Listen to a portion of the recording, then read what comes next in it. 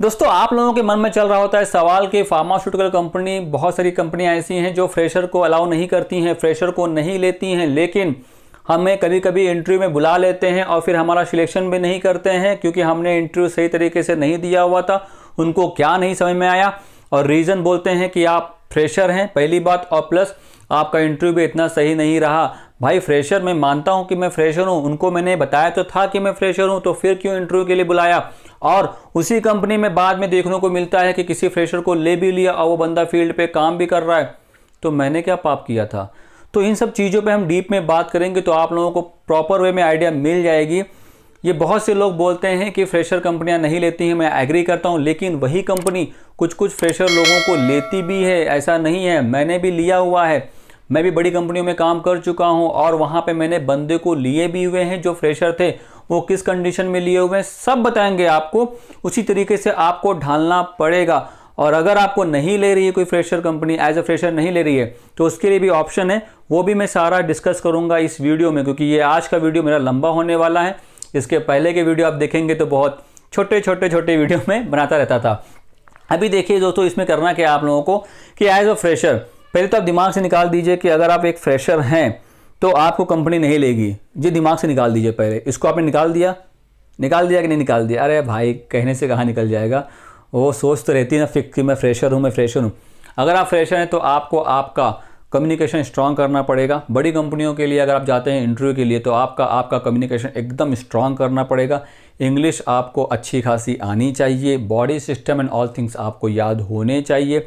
Sitting style should be proper. अगर आप बैठते हैं तो प्रॉपर वे में बैठिए। आई टू आई कॉन्टैक्ट रखिए। हाथों में ज़्यादा अंगूठी ना पहनिए। अगर ब्रेसलेट पहना हो तो उसको निकाल दीजिए। कंपलसरी टाई पहनिए। ड्रेसिंग सेंस के ऊपर मैंने बताया हुआ था कि क्या क्या होती है प्रॉब्लम, उस वजह से आपको बिना इंटरव्यू लिए भी भेज देते हैं। अगर आप टाई वाई नहीं पहनेंगे, कैजुअल अप्रोच में जाएंगे तो आपका इंटरव्यू लिए बिना ही आपको भेज देंगे। और कॉन्फिडेंस के साथ बात करिए। अमूमन क्या होता है, एज अ फ्रेशर घबराने लगते हैं, ऐसे सिवरिंग होने लगती है। Sir my name is, I am from this place, my father is, my mother is, I have a 2 sister.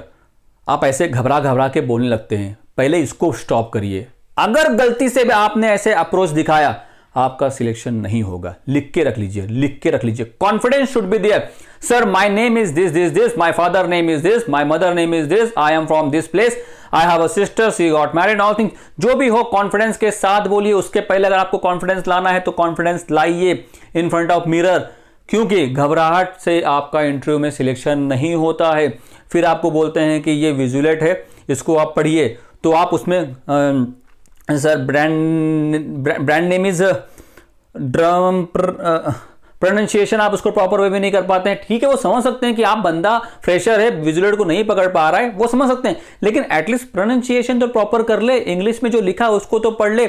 आपको दिया जाता है पढ़ने के लिए ऐसा कोई पेपर साइंटिफिक नॉलेज के साथ, बोलते हैं इसको पढ़ के दिखाओ, तो आप में से आधे लोग तो पढ़ भी नहीं पाते हैं, प्रोनाउंसिएशन प्रॉपर कर नहीं पाते हैं, तो इसकी वजह से भी सिलेक्शन नहीं होता है दोस्तों। क्योंकि जो बंदा इंग्लिश में नहीं पढ़ पा रहा है वो विजुलेट क्या डिटेलिंग करेगा। कंपनी ये सोचती है, कंपनियां ट्रेनिंग देती हैं, लेकिन अगर आप इंटरव्यू में आपका अप्रोच पॉजिटिव वे में नहीं रहेगा, ये सब चीज़ें अगर आप लैक कर रहे होंगे तो सिलेक्शन होने के चांसेस ना के बराबर ही है, ये आप समझ लीजिए। तो इसके ऊपर आपको वर्कआउट करना पड़ेगा। कंपनी, जिस कंपनी के लिए जा रहे होते हैं आपको पता नहीं होता है कंपनी का नाम, कभी कभी ऐसा हो जाता है, तो वहाँ पूछते हैं आप किस कंपनी के लिए इंटरव्यू के लिए आए थे, नाम आप सोचने में लगा देते हैं टाइम। कंपनी के बारे में इंफॉर्मेशन निकालिए, कंपनी के कौन कौन से ब्रांड है, ये सब आपको गूगल के ऊपर सब मिल जाएगा। वो देखिए, पढ़िए, लोगों से बात करिए, कंपनी के बारे में इंफॉर्मेशन निकालिए। कहाँ की कंपनी है, कंपनी के डायरेक्टर अगर आपको नहीं पता है कोई प्रॉब्लम नहीं, लेकिन कंपनी कहाँ की है, कौन कौन से ब्रांड है, कंपनी कब लॉन्च हुई, ये सब आप देखिए, समझिए, फिर आप इसके ऊपर वहाँ पर जाकर बात करिए। तो पहले आप डर निकाल दीजिए। आपकी हार्ट बीट बढ़ती होगी एज अ फ्रेशर कि आप एक बड़े प्रोफेशनल इंसान के सामने बैठे होते हैं जो आपका इंटरव्यू ले रहा होता है, लेकिन भाई मेरे वो तो एक एबीएम होता है, एबीएम के सामने आप इतना डर रहे हैं, तो कल को अगर आपका समझ लीजिए अगर एबीएम ने सिलेक्शन कर लिया तो आरएसएम आपको रिजेक्ट कर देगा। ऊपर एचआर होता है, वो तो आपको 100% रिजेक्ट कर देगा और फिर फटकार लगाएगा नीचे लेवल पे लोगों को कि आपने ऐसे बंदे को भेज भी कैसे दिया। दोस्तों बहुत सारी चीज़ों पे आपको वर्कआउट करना पड़ेगा एज ए फ्रेशर। ये मत समझिए कि बहुत जल्दी जॉब मिल जाता है, ये बहुत ही ईजी वे से हम लोग इंटरव्यू क्रैक कर लेते हैं। दोस्तों बड़ी बड़ी कंपनियों में 2-2 घंटे 3-3 घंटे इंटरव्यू होते हैं। जब मैं एज ए ABM करके बड़ी कंपनी में इंटरव्यू देने के लिए गया तो मेरा 2.5 घंटे का इंटरव्यू हुआ था पहला। उसके 7 दिन के बाद मुझे फिर से बुलाया गया, फिर से मेरा 2 से 2.5 घंटे का इंटरव्यू हुआ था। उसके 10 दिन के बाद मुझे HR से फ़ोन आया था, फिर मेरा सिलेक्शन हुआ था। एक्सपीरियंस होते हुए भी मेरा इतना घंटों का इंटरव्यू हुआ था। आप तो फ्रेशर रहेंगे, तो फ्रेशर से जो सवाल पूछे जाते हैं वो मार्केट से रिलेटेड, मार्केट के नॉलेज के बारे में ही पूछे जाते हैं। What is MR job and all things, ये सारी चीज़ें पूछी जाती हैं। और दोस्तों मैं मजाक नहीं कर रहा हूँ, आपके भाई के वीडियोस को देख करके, RRJ इन्फो चैनल पे जो मैं वीडियो डालता हूँ, इनको देख करके बहुत से फ्रेशर लोगों को अच्छी कंपनियों में जॉब लगी हुई है। वो मुझे बताते हैं कि सर मैं इस कंपनी में काम कर रहा हूँ, सर मैं आज इस कंपनी में काम कर रहा हूँ, एज ए फ्रेशर काम कर रहा हूँ। अगर उनका मैं पूछता हूँ क्वालिफिकेशन तो D pharmacy, B pharmacy, BSc, MSc, MBA, BCom, BA, यही उनका क्वालिफिकेशन है। तो उन्होंने क्या किया, मेरे वीडियोज़ को देखे, समझा चीज़ों को, कॉन्फिडेंस। अगर कभी कभी ऐसा भी होता है कि आप मेरे वीडियोस को देख के जाएंगे और आपका सिलेक्शन भी ना हो, क्योंकि देखिए दोस्तों वहाँ पे आप प्रेजेंट कैसे कर रहे हैं, आप अपना खुद को, आप कैसे, आपका प्रेजेंटेशन प्रॉपर है कि नहीं है, बॉडी लैंग्वेज इट्स ओके और नॉट। देखिए क्या होता है, कभी कभी आप ज़्यादा घबराने लगते हैं और आई टू आई कॉन्टेक्ट रखते नहीं है। हाँ, what is your name, my name is, अरे लुक एट मी ना, मेरे तरफ देखिए ना, आप मेरे तरफ देखिए।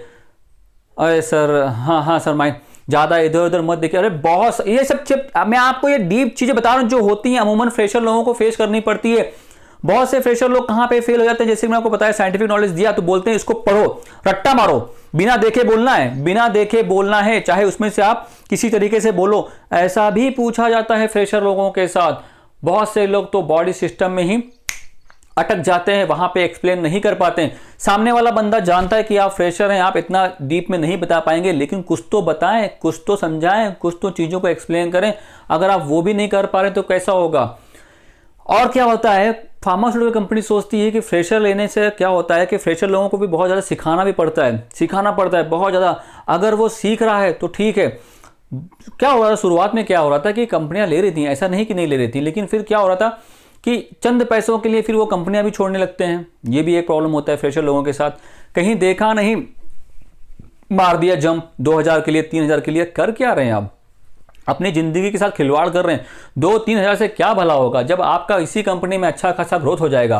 तो देखिए दोस्तों, बड़ी कंपनियों में अगर वहाँ पे अगर मेंशन है फ्रेशर नॉट अलाउडेड, फ्रेशर को नहीं लेते हैं, नहीं ले सकते हैं, समथिंग लाइक दैट अगर मेंशन होता है, फिर भी एक बार ट्राई कर लीजिए। अगर आपका कम्युनिकेशन स्ट्रांग है, बहुत कुछ सही है, सब कुछ चीज़ें अच्छी हैं, तो आपको ले लें। या फिर चांसेस ऐसा भी हैं कि आपको बोल सकते हैं एवरीथिंग इज़ गुड बट हमारी कंपनी में फ्रेशर नहीं लिया था है। आप एक काम करिए, किसी कंपनी में एक्सपीरियंस ले लीजिए, 3 या 6 महीने के बाद फिर से ट्राई करिए। उनको क्या होता है कि आपको फील्ड का नॉलेज है कि नहीं है, तब तक आप डॉक्टरों के साथ रैपो बना लेते हैं।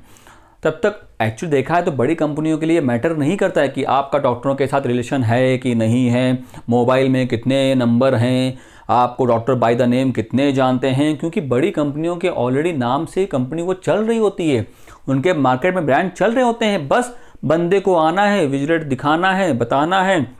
डॉक्टर भी कहते हैं कि हाँ कोई तो बंदा आया बता के गया, बस काम खत्म, चालू रहता है। बस आपका वहाँ पे प्रेजेंस होना जरूरी है।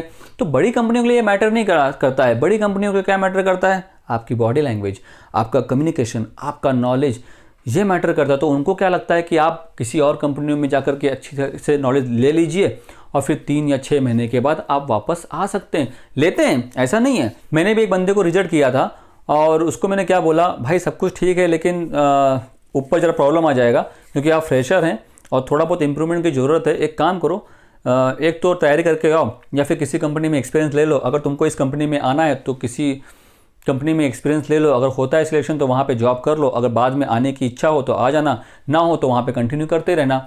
बंदा वो 6 महीने के बाद आता है, उसका मैं इंटरव्यू लेता हूँ, ऊपर रिज्यूम फॉरवर्ड करता हूँ और बंदा सिलेक्ट हो गया, बंदे को जॉब लग गया, बंदे को जॉब लग गया दोस्तों, लग गया। ऐसा हुआ है, हो रहा है। तो आप इतना टेंशन ना लें। बहुत सारी कंपनियां ऐसी हैं जो फ्रेशर को भी लेती हैं, लेकिन अगर आप इंटरव्यू क्रैक नहीं कर पाएंगे तो कुछ नहीं हो पाएगा। इंटरव्यू क्रैक करना बहुत है ज़रूरी, क्योंकि उसके बिना आपको जॉब ही नहीं मिलेगा। आपको जॉब नहीं मिलेगा तो बॉडी सिस्टम, इसीलिए मैं बार बार आप लोगों को कहता हूँ कि बॉडी सिस्टम पे काम करिए, क्योंकि एक्सपीरियंस बंदे को ये सब चीज़ें कम पूछते हैं, बाकी का नॉलेज ज़्यादा पूछते हैं। लेकिन एज अ फ्रेशर आपको पूछेंगे क्या, बताओ डॉक्टरों को कैसे कन्वर्ट करते हैं, बताओ कंप्यूटर के ब्रांड, ये सब चीज़ें वो आपको अभी कहाँ से पता होंगी, आप फील्ड पे नहीं है ना। तो आपसे body system and all thing they will ask the question, तो इसके बारे में आप नॉलेज लीजिए। वहाँ जाते हैं तो अगर वो शेक हैंड करते हैं तो इसको जोर से प्रेस करिए, ये नहीं कि एकदम मरे हुए जैसे हालत में, नहीं, एकदम कॉन्फिडेंस के साथ good morning sir, good afternoon sir, तो उनको दिखेगा बंदे में कॉन्फिडेंस है, दैट्स गुड। भले ही आप कितना भी अंदर से डरे हुए हों, लेकिन good morning sir, I am, अरे that's good, please sit down, yes sir, thank you so much sir.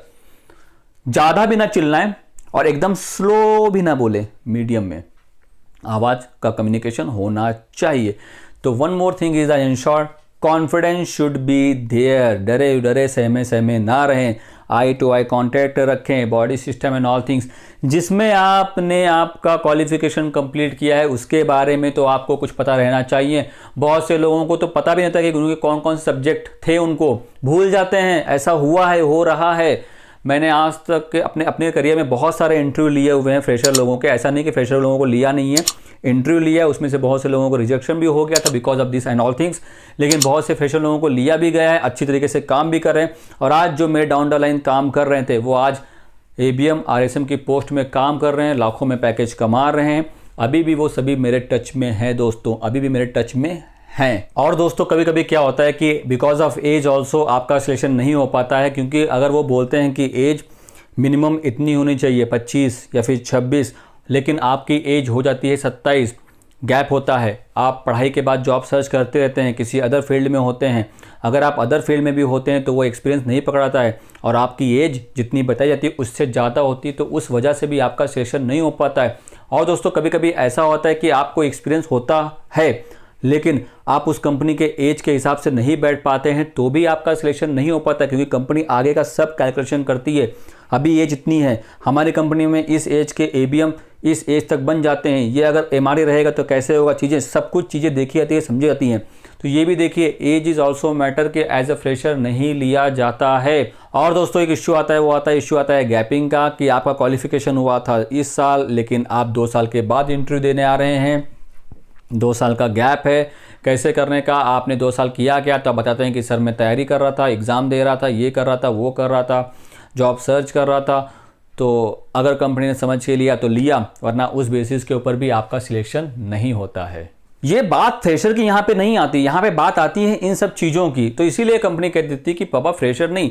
और एक बार आप किसी कंपनी में चले गए तो आपको वहाँ पे ट्रेनिंग मिलती है, आप फील्ड पे काम भी करते, तो आपका नॉलेज गेन होता रहता है। फिर क्या होता है, वहाँ पे आपसे एक्सपीरियंस के हिसाब से क्वेश्चन आंसरिंग होती है। आप डॉक्टर कितने जानते हैं, क्या जानते हैं, क्या ये सब चीज़ें पूछी जाती हैं फिर वहाँ पे, तो आप उसकी तरीके से आप अपने आप को तैयार करते हैं। अगर चांसेस हुआ तो एज ए एक्सपीरियंस, अगर आपको 6 महीने का एक्सपीरियंस, तो वहाँ पे body system and all thing पूछ सकते हैं। तब तक आपको इतना एक्सपीरियंस आ जाता है, नॉलेज आ जाता है और आप वहाँ पे इंटरव्यू क्रैक कर लेते हैं। समटाइम इट ऑल्सो हैपेंस कि 6 महीने का एक्सपीरियंस होने के बाद भी एक वेल नोन कंपनी में इंटरव्यू क्रैक नहीं कर पाते हैं बंदे। अब बताइए क्या करें फिर इसमें।